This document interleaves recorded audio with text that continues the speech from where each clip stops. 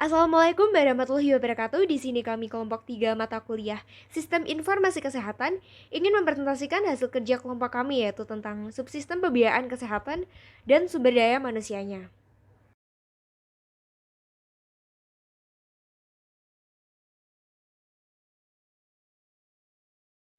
Sebelum memulai presentasi, persilahkan saya untuk memperkenalkan nama anggota kelompok kami terlebih dahulu. Yang pertama yaitu Desbil Kodriah, Luki Taufik Hidayat, Maharani Aulia Ayu Ningrum, Melinda Ayu Pitaloka, Mutia Aisyah, Nadia Fauziah Nasih, Neisa Azarin Winiasa, dan yang terakhir Fani Amelia Brilianda. Baik, pada materi ini kita akan membahas subsistem pembiayaan kesehatan. Kita akan membahas beberapa hal. Yang pertama yaitu ada definisi, yang kedua ada unsur-unsur, dan yang ketiga ada sumber biaya kesehatan, yang keempat ada prinsip, yang kelima ada bentuk-bentuk pokok, dan yang keenam ada macam-macam biaya kesehatan, dan yang terakhir ada asuransi. Selanjutnya yaitu definisi subsistem pembiayaan kesehatan. Subsistem pembiayaan kesehatan adalah pengelolaan berbagai upaya penggalian, pengalokasian, dan pembelanjaan dana kesehatan untuk mendukung penyelenggaraan pembangunan kesehatan guna mencapai ke derajat kesehatan masyarakat yang setinggi-tingginya, dengan tujuan agar tersedianya dana kesehatan dalam jumlah yang mencukupi, teralokasi secara adil, merata, dan termanfaatkan secara berhasil guna dan berdaya guna. Tersalurkan sesuai peruntukannya untuk menjamin terselenggaranya pembangunan kesehatan guna meningkatkan derajat kesehatan setinggi-tingginya.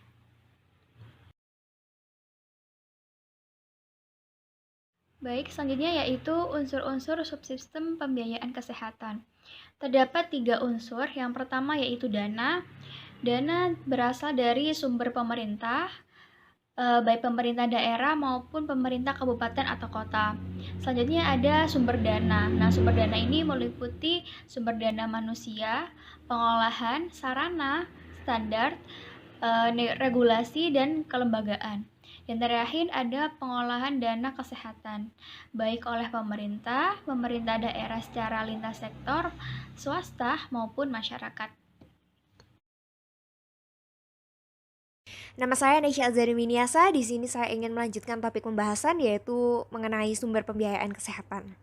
Sumber pembiayaan di bidang kesehatan terdiri dari 4 sumber utama yaitu yang pertama pemerintah, yang kedua swasta, yang ketiga masyarakat itu dalam bentuk fee for service dan asuransi. Fee for service ini merupakan sistem yang secara singkat diartikan sebagai sistem pembayaran berdasarkan layanan, di mana pencari layanan kesehatan atau pasien atau juga bisa disebut klien berobat lalu membayar kepada pemberi pelayanan kesehatan seperti dokter atau rumah sakit dan mendapatkan pendapatan berdasarkan atas pelayanan yang diberikan. Jadi berdasarkan kuantitas. Semakin banyak yang dilayani, semakin banyak pula pendapatan yang akan diterima oleh pemberi pelayanan kesehatan tersebut. Dan yang sumber utama pembiayaan di bidang kesehatan yang keempat yaitu sumber-sumber lain dalam bentuk hibah dan pinjaman dari luar negeri. Pembiayaan kesehatan berbeda antar satu negara dengan negara lain dan secara garis besar dibedakan antara lain yakni yang pertama sumber dari anggaran pemerintah yaitu seluruh pelayanan kesehatan yang diselenggarakan sepenuhnya ditanggung oleh pemerintah dan tidak ditemukan pelayanan kesehatan oleh swasta. Dan yang kedua itu sebagian ditanggung oleh masyarakat. Beberapa negara melibatkan masyarakat dalam memberikan kontribusi pembiayaan kesehatan, yaitu masyarakat diharuskan iuran biaya terhadap layanan kesehatan yang diterima. Sumber pembiayaan kesehatan di kabupaten atau kota adalah sebagai berikut. Yang pertama itu ada pemerintah, yang kedua non-pemerintah. Sumber pembiayaan dari pemerintah itu meliputi pemerintah pusat, dari dana tugas pembantuan atau TP, kemudian dana kesehatan penduduk miskin, bantuan operasional kesehatan atau BOK, bantuan seperti hutang dan hibah, dan kemudian untuk pemerintah provinsi dari dana dekonsentrasi dan pendapatan asli daerah atau PAD provinsi. Kalau untuk pemerintah kabupaten dan kota itu berasal dari DAU atau dana alokasi umum, DAK dana alokasi khusus, PAD, BUD, dana kesehatan penduduk miskin, penerimaan fungsional yang ditahan. Terus dari sumber lain-lain seperti dari pelayanan kesehatan TNI atau Polri, pelayanan kesehatan kementerian, dan pelayanan kesehatan milik BUMN atau BUMD, serta subsidi premi PNS. Sedangkan sumber pembiayaan dari non-pemerintah antara lain dari rumah tangga, pelayanan kesehatan milik swasta, yayasan atau LSM atau donor, dan perusahaan swasta. Topik selanjutnya yaitu mengenai prinsip sistem pembiayaan kesehatan.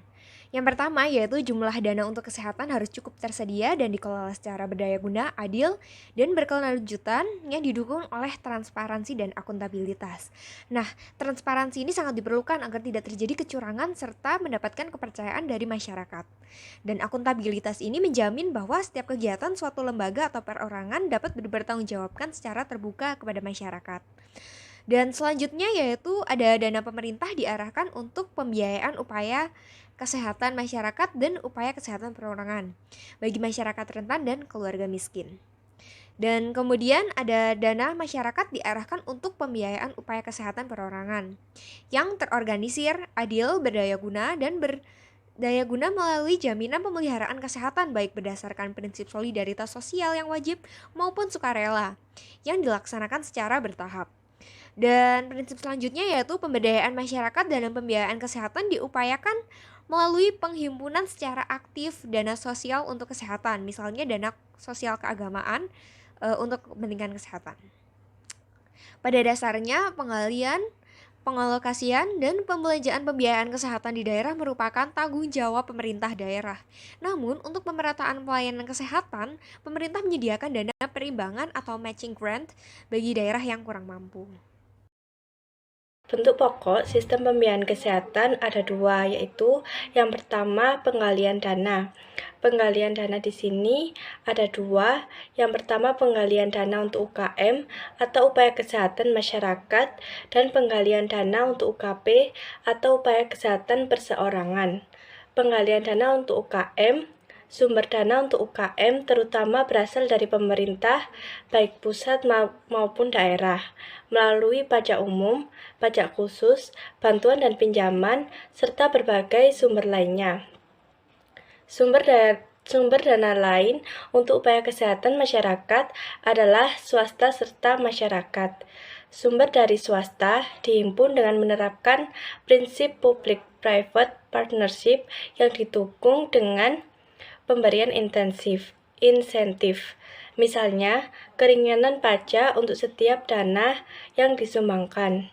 Sumber dana dari masyarakat dihimpun secara aktif oleh masyarakat, misalnya dengan bentuk dana sehat, atau dilakukan secara pasif, yakni menambahkan aspek kesehatan dalam rencana pengeluaran dari dana yang sudah terkumpul di masyarakat, misalnya dana sosial keagamaan. Kemudian penggalian dana untuk UKP. Sumber dana untuk UKP berasal dari masing-masing individu dalam satu kesatuan keluarga.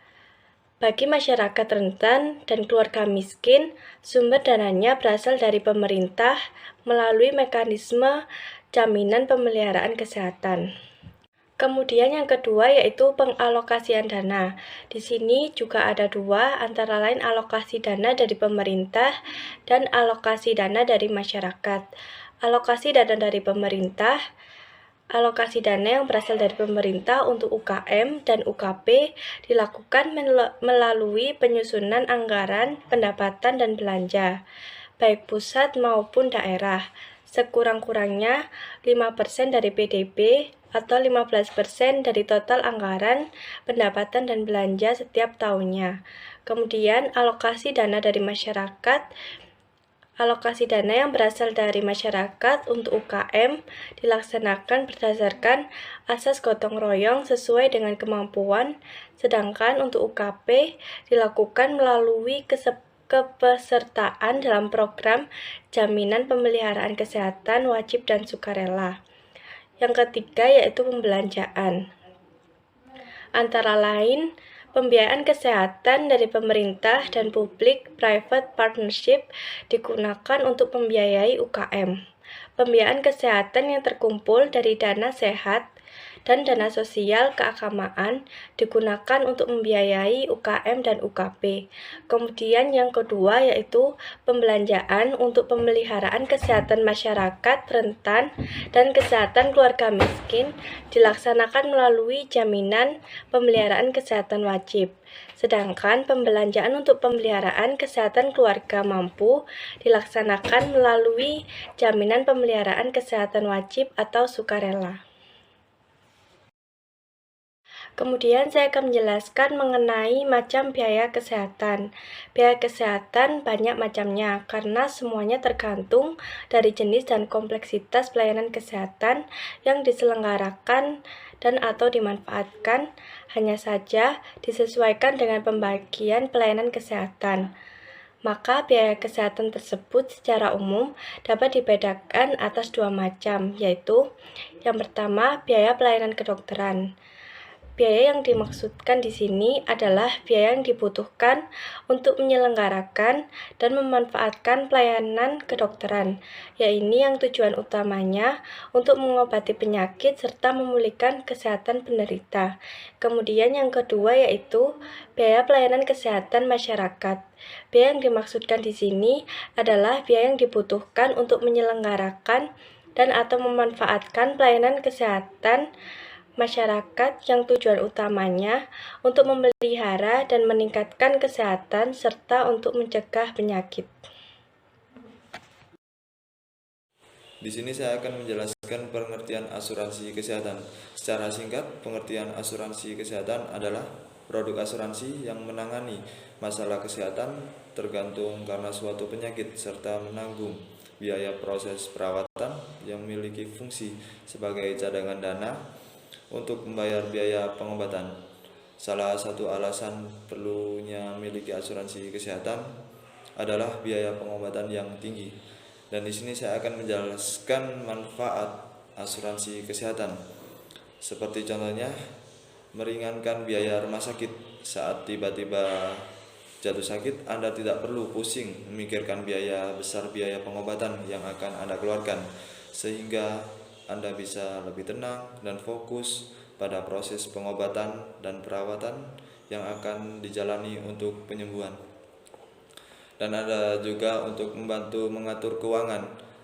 Misal memiliki asuransi kesehatan mengharuskan Anda untuk membayar premi secara rutin setiap bulannya. Hal ini akan membuat Anda dengan rutin menyisihkan penghasilan Anda untuk membayar premi tersebut. Dengan begitu, pembagian uang Anda pun akan jelas setiap bulannya. Dan ada juga beragam jenis perawatan yang diberikan. Seperti asuransi kesehatan memberikan berbagai jenis perawatan yang bisa Anda dapatkan. Anda akan mendapat perawatan yang sesuai dengan perjanjian pada polis. Setiap perawatan yang tertera pada polis juga memiliki plafon atau batas untuk besaran biaya perawatan. Sekian dari saya, selanjutnya akan dijelaskan oleh teman saya. Baik, selanjutnya di sini akan disampaikan mengenai materi subsistem sumber daya manusia kesehatan. Baik, selanjutnya saya Mutia Aisyah akan menjelaskan mengenai subsistem sumber daya manusia kesehatan. Subsistem sumber daya manusia kesehatan adalah pengelolaan upaya pengembangan dan pemberdayaan sumber daya manusia kesehatan yang meliputi upaya perencanaan, pengadaan, pendayagunaan, serta pembinaan dan pengawasan mutu sumber daya manusia kesehatan untuk mendukung penyelenggaraan pembangunan kesehatan guna mewujudkan derajat kesehatan yang setinggi-tingginya. Sumber daya manusia kesehatan adalah tenaga kesehatan dan tenaga pendukung atau penunjang kesehatan yang terlibat dan bekerja serta mengabdikan dirinya dalam upaya dan manajemen kesehatan. Namun, di sisi lain, tantangan seperti rendahnya kompetensi menjadi hambatan tersendiri dalam pelaksanaan sistem kesehatan. Tujuan dari penyelenggaraan subsistem sumber daya manusia kesehatan adalah tersedianya sumber daya manusia kesehatan sesuai kebutuhan yang kompeten dan memiliki kewenangan secara adil dan merata, serta didayagunakan secara optimal dalam mendukung penyelenggaraan pembangunan kesehatan guna mewujudkan derajat kesehatan yang setinggi-tingginya.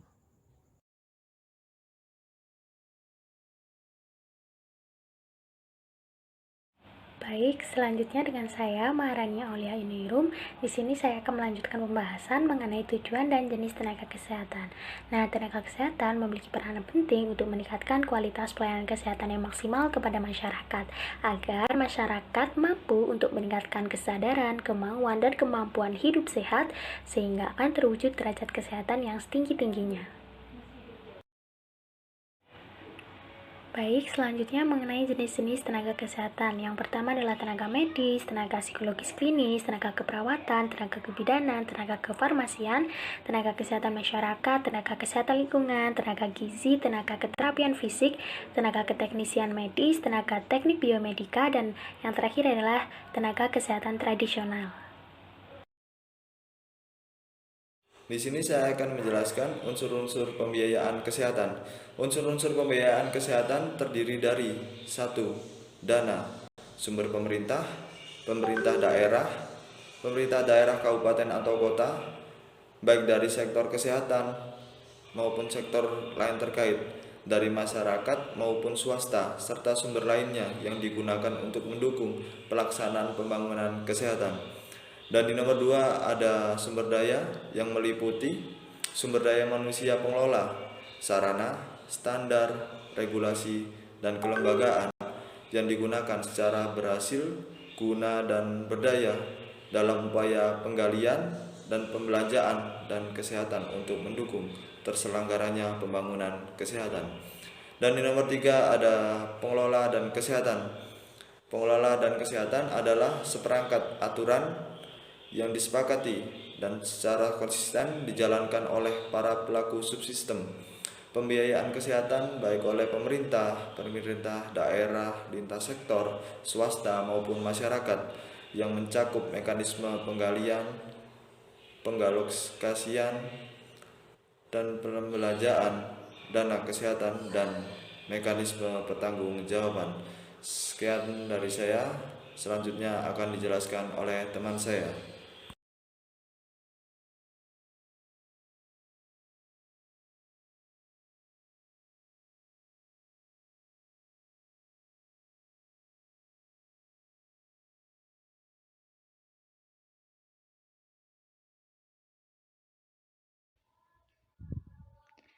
Selanjutnya, saya Nadia Fauzia akan menjelaskan tentang perencanaan, pengadaan, pendayagunaan, pendidikan, dan pembinaan pada tenaga kesehatan.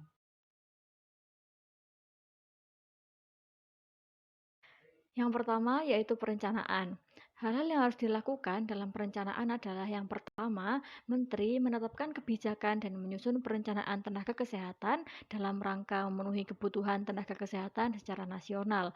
Kemudian yang kedua, perencanaan tenaga kesehatan disusun secara berjenjang berdasarkan ketersediaan tenaga kesehatan dan kebutuhan penyelenggaraan pembangunan dan upaya kesehatan.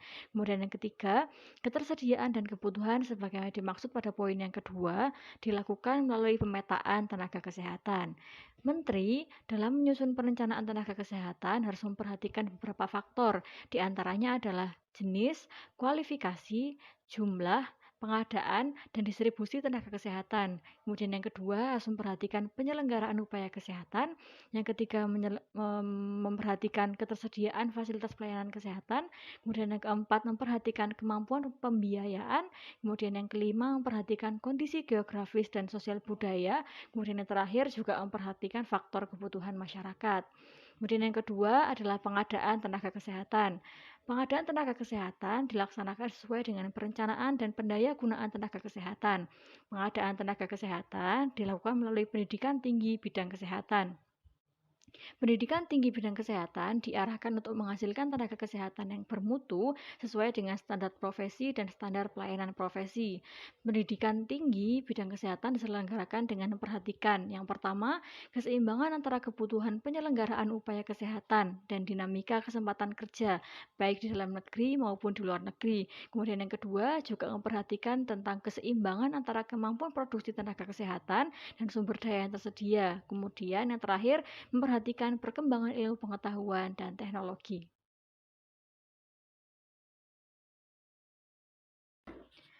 Yang ketiga yaitu pendidikan tenaga kesehatan.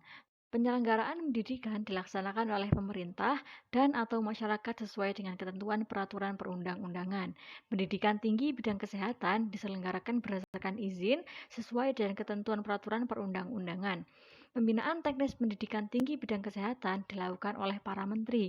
Pembinaan akademik pendidikan tinggi bidang kesehatan dilakukan oleh menteri yang menyelenggarakan urusan pemerintahan di bidang pendidikan. Dalam penyusunan kurikulum pendidikan tenaga kesehatan, penyelenggara pendidikan tinggi bidang kesehatan harus mengacu pada standar nasional pendidikan tinggi yang ditetapkan oleh menteri yang menyelenggarakan urusan pemerintahan di bidang pendidikan dan berkoordinasi dengan menteri.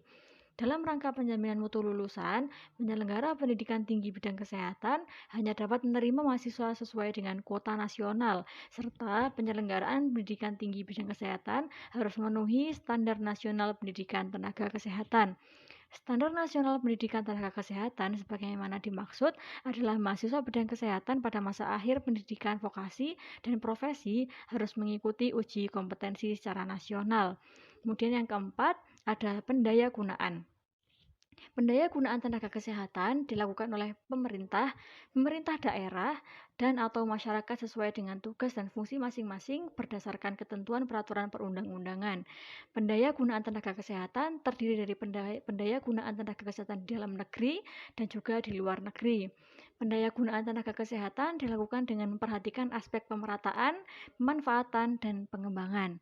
Dalam rangka pemerataan, pelayanan kesehatan dan pemenuhan kebutuhan pelayanan kesehatan kepada masyarakat, pemerintah dan pemerintah daerah wajib melakukan penempatan tenaga kesehatan setelah melalui proses seleksi. Penempatan tenaga kesehatan oleh pemerintah atau pemerintah daerah dilaksanakan dengan cara yang pertama, yaitu pengangkatan sebagai pegawai negeri sipil, kemudian yang kedua ada pengangkatan sebagai pegawai pemerintah dengan perjanjian kerja, atau yang ketiga ada penugasan khusus. Tenaga kesehatan yang diangkat oleh pemerintah atau pemerintah daerah dapat dipindah tugaskan antar provinsi, antar kabupaten, atau antar kota karena alasan kebutuhan fasilitas pelayanan kesehatan dan atau promosi tenaga kesehatan.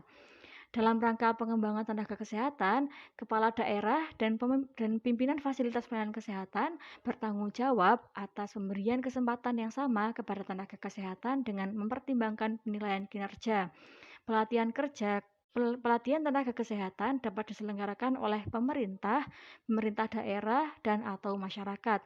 Pendaya gunaan tenaga kesehatan warga Indonesia yang berada di luar negeri dapat dilakukan dengan mempertimbangkan keseimbangan antara kebutuhan tenaga kesehatan di Indonesia dan peluang kerja bagi tenaga kesehatan warga negara Indonesia di luar negeri.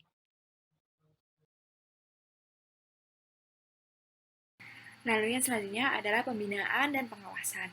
Pemerintah dan pemerintah daerah melakukan pembinaan dan pengawasan kepada tenaga kesehatan dengan melibatkan konsil masing-masing tenaga kesehatan dan organisasi profesi sesuai dengan kewenangannya. Pembinaan dan pengawasan diarahkan untuk yang pertama, meningkatkan mutu pelayanan kesehatan yang diberikan oleh tenaga kesehatan, lalu yang kedua, melindungi penerima pelayanan kesehatan dan masyarakat atas tindakan yang dilakukan oleh tenaga kesehatan, dan yang terakhir yaitu memberikan kepastian hukum bagi masyarakat dan tenaga kesehatan. Lalu subbab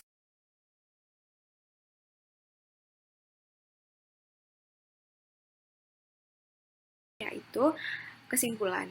Kesimpulannya adalah subsistem sumber daya manusia kesehatan adalah upaya pengembangan dan pemberdayaan sumber daya manusia kesehatan untuk mendukung penyelenggaraan pembangunan kesehatan. Sedangkan subsistem pembiayaan kesehatan adalah pengelolaan berbagai upaya penggalian, pengalokasian, dan pembelanjaan dana kesehatan untuk mendukung penyelenggaraan pembangunan kesehatan guna mencapai derajat kesehatan masyarakat yang setinggi-tingginya. Dengan adanya sumber daya manusia kesehatan yang kompeten dan terdistribusi secara adil dan merata, serta adanya pengaturan pembiayaan kesehatan yang baik, diharapkan dapat mendukung penyelenggaraan pembangunan kesehatan. Sekian presentasi dari kelompok kami. Apabila ada kurang dan lebihnya, kami mohon maaf. Apabila ada pertanyaan, silahkan didiskusikan di grup WhatsApp. Sekian, terima kasih. Wassalamualaikum warahmatullahi wabarakatuh.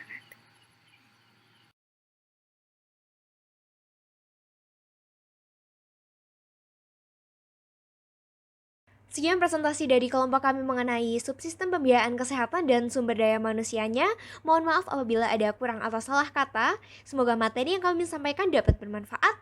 Saya ucapkan terima kasih. Wassalamualaikum warahmatullahi wabarakatuh.